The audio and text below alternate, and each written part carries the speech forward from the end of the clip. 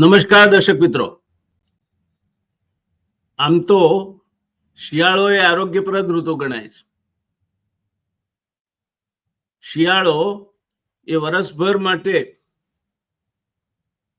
આરોગ્ય એકઠું કરી લેવાનું, બળવત્તર બનાવવાનું એક 3 મહિનાનો સમયગાળો છે કે 4 મહિનાનો સમયગાળો છે, જે દરમિયાન માણસ કસરત કરે છે, ફરવા જાય છે, વસાણા ખાય છે અને પોતે નવી ઉર્જાવંત બનીને આવનાર વર્ષને મળવા માટે તૈયાર થઈ જાય છે.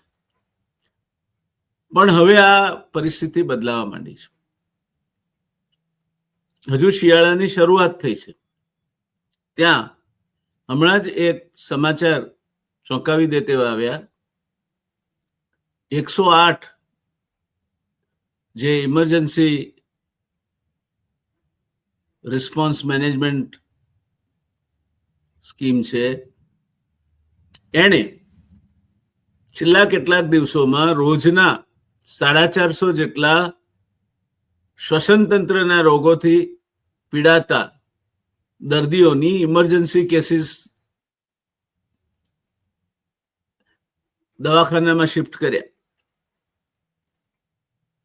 શિયાળો આવ્યો, કેમ આવું થવા માંડ્યું? આજે પાર્ટિક્યુલેટ મેટર 60 થી નીચે હોય તેવો અમદાવાદમાં સેટેલાઇટ વિસ્તાર પણ નથી, અને 200 થી ઉપર હોય એવા વિસ્તારો પણ અમદાવાદમાં છે. આ જ પરિસ્થિતિ અન્યત્ર પણ છે. આ બાબતે આ ગંભીર પ્રશ્ન અંગે આજે વાત કરવી છે.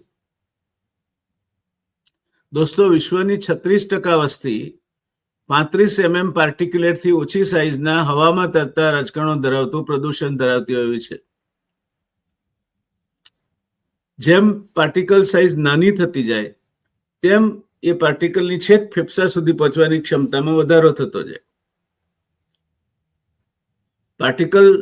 પાર્ટિક્યુલેટ સાઇઝ જ્યારે 25 મ્યુ થી ઓછી હોય ત્યારે છેક ફેફસા સુધી જઈને ફેફસાની દિવાલમાં ફસાઈ જાય અને ફેફસાને બરડ બનાવી દે, ફેફસાના શ્વસન તંત્રના રોગો ઉભા કરે. આ પ્રકારની પરિસ્થિતિનું નિર્માણ થાય. આ અંગે આજે આપણે સમજ કેળવવી છે.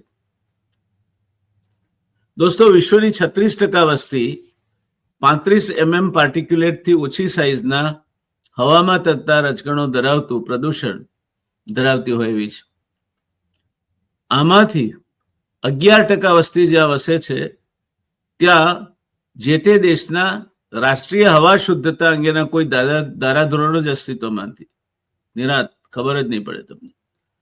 આવું સ્ટેટ ઓફ ગ્લોબલ એર 2025 અહેવાલ, જે ગ્લોબલ બર્ડન ઓફ ડિસીઝના ભાગરૂપે રજૂ કરવામાં આવ્યો છે, તેની વિગતો પરથી જાણવા મળે છે. આ અહેવાલની એક્ઝિક્યુટિવ સમરીમાં જણાવ્યા અનુસાર દુનિયાભરમાં થતા કુલ મૃત્યુમાં દર 8માંથી 1 મૃત્યુ 2023ના આંકડા મુજબ કુલ 79 લાખ હવાના પ્રદૂષણના કારણે થાય છે. તમે કહેશો કે હવાના પ્રદૂષણના કારણે મૃત્યુ થાય? હા, થાય. દર 8માંથી 1 મૃત્યુ હવા પ્રદૂષણને કારણે થાય છે. અને સાથે સાથે એક જ શ્વાસમાં એ પણ કહી લઉં કે મોત માટેના આ દેશમાં જે કારણો છે એમાં પહેલા નંબરે બ્લડ પ્રેશર અને હાર્ટ ડિસીઝ આવે છે, અને બીજા નંબરે COPD એટલે આ શ્વસન તંત્રના રોગો આવે છે. આ અહેવાલની એક્ઝિક્યુટિવ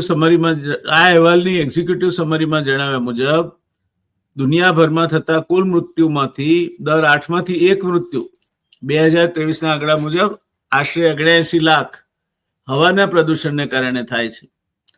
2023ના વર્ષમાં ભારત અને ચીન બંને દેશોમાં લગભગ 20 લાખ મૃત્યુ હવાના પ્રદૂષણને કારણે થયા. તે સામે બાંગ્લાદેશ, પાકિસ્તાન અને નાઇજીરિયા એ દરેક દેશમાં 2023ના વર્ષ દરમિયાન 2 લાખ મૃત્યુ થયા હતા, અને એનું કારણ હવા પ્રદૂષણ હતું.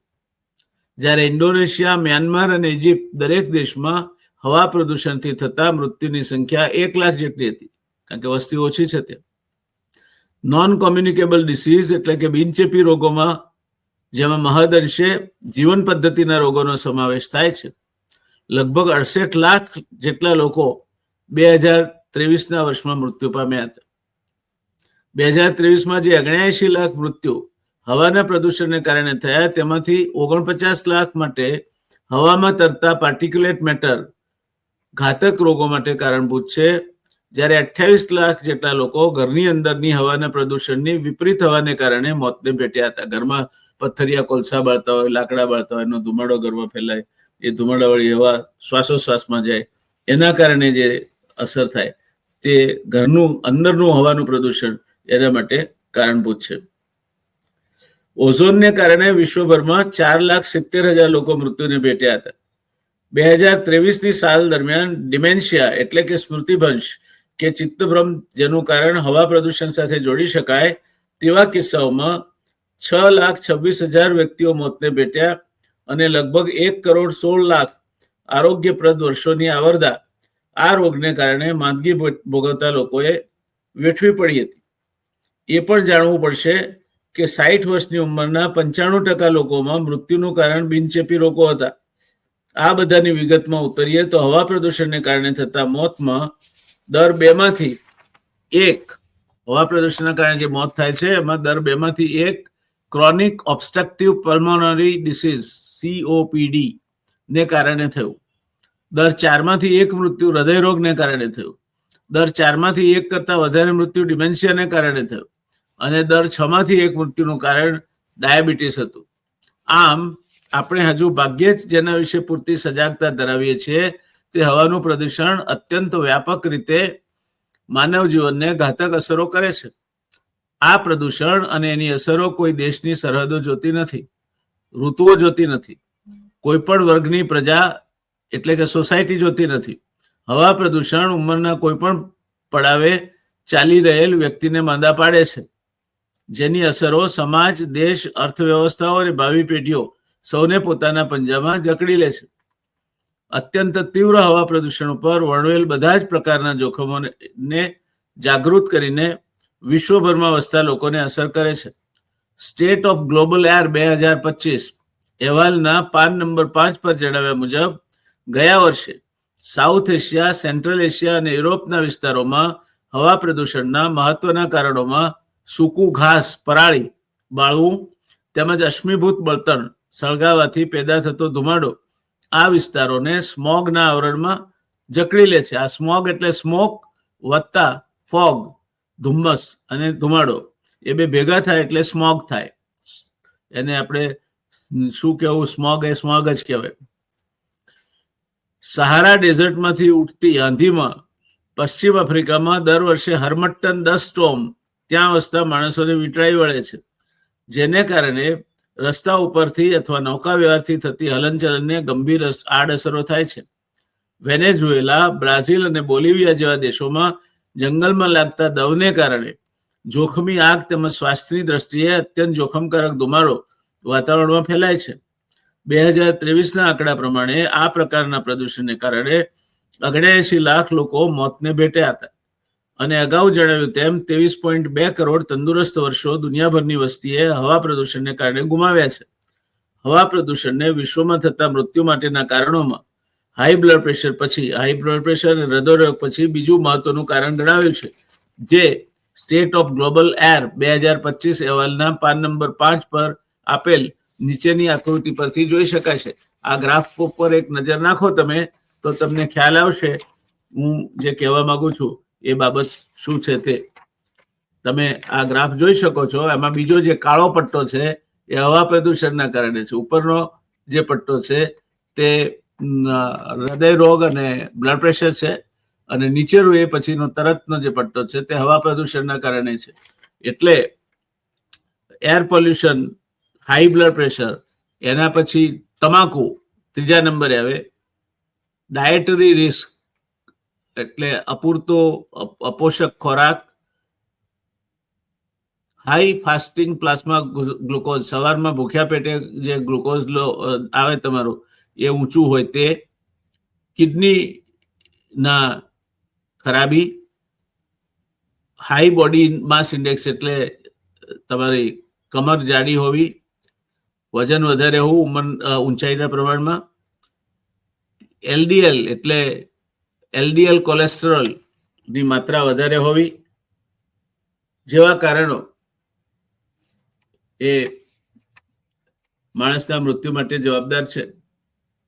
એમાં સૌથી ઉપર ટોચના બે કારણોમાં બીજું કારણ હવાનું પ્રદૂષણ છે, જેને આપણે પૂરતી ગંભીરતાથી લેતા નથી. આ પરિપ્રેક્ષમાં એક માહિતી મુજબ વધતા જતા શિયાળાની તીવ્રતા સાથે હવે હવાના પ્રદૂષણમાં પણ વધારો થશે.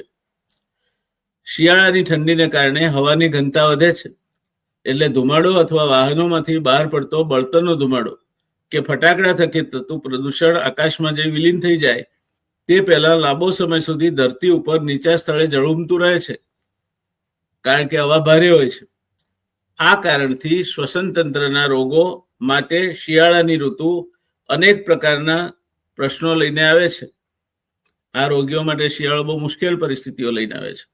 ગુજરાતમાં 108 તરીકે જાણીતી ઇમરજન્સી રિસ્પોન્સ સેવા પાસેથી ઉપલબ્ધ માહિતી મુજબ 2018 થી 2024 સુધી શ્વાસની સમસ્યાના ઇમરજન્સી કેસની સંખ્યામાં નીચેના કોઠામાં દર્શાવ્યા મુજબ રહેવા પામી હતી. 2018માં ગુજરાતમાં 62,036, 2020માં વધીને 65,470, 2022માં વધીને 74,780, 2024માં વધીને 1,24,210. આમ સતત વધારો થતો રહે છે. એકલા અમદાવાદ શહેરમાં 2018માં 17,778 કેસ હતા, તે 2024માં વધીને 32,500 કેસ થયા. એટલે હવાના પ્રદૂષણના કારણે ઊભી થતી મુશ્કેલીઓમાં સતત વધારો થતો રહ્યો છે. એ વાત આપણા ધ્યાને હોવી જોઈએ.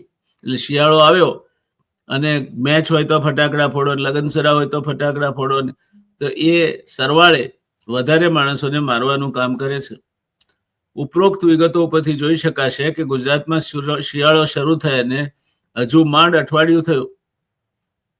15 નવેમ્બર 2025ની સ્થિતિએ ત્યાં તો 108 સેવાઓના જણાવ્યા મુજબ ગુજરાતમાં શ્વસન તંત્રના રોગોના કેસ ચિંતાજનક રીતે વધતા ચાલ્યા છે.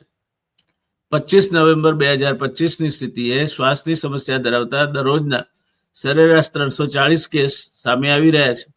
શિયાળો હવે પ્રભુત્વ જમાવશે એટલે શું પરિસ્થિતિ થશે તે સમજી શકાય તેવું છે.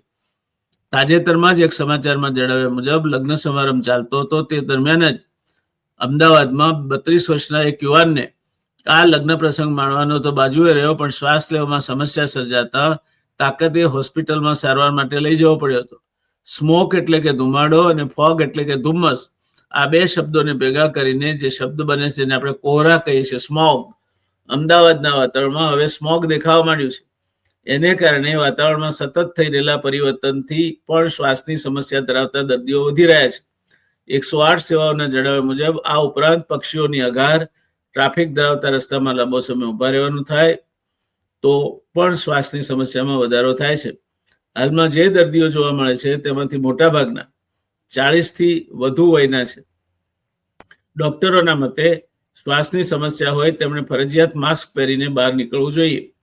વૃદ્ધો, કોમોર્બિડિટી ધરાવનારાઓએ ખાસ તકેદારી રાખવી જોઈએ, જેના ભાગરૂપે અનેક લોકો એકત્ર થયા હોય તેવા સ્થળોએ તેમણે માસ્ક પહેરી રાખવો હિતાવહ છે. શરદી ઉધરસ હોય તેમણે પણ માસ્ક પહેરી રાખવું જોઈએ. આ ઉપરાંત ડોક્ટરની સલાહ બાદ ઇન્ફ્લુએન્ઝાની વેક્સિન પણ લઈ લેવામાં આવે તે જરૂરી છે. આ સિઝન છે ઇન્ફ્લુએન્ઝાની વેક્સિન લેવા માટે, અને ઇન્ફ્લુએન્ઝાનો પ્રકોપ વધવા માંડ્યો છે, એટલે ઇન્ફ્લુએન્ઝાની વેક્સિન ના લીધી હોય તો ઇન્ફ્લુએન્ઝાની વેક્સિન પણ લઈ લેવી. તો દોસ્તો, આ છે બીજા શબ્દોમાં કહીએ તો વિકાસનું કાળું સત્ય.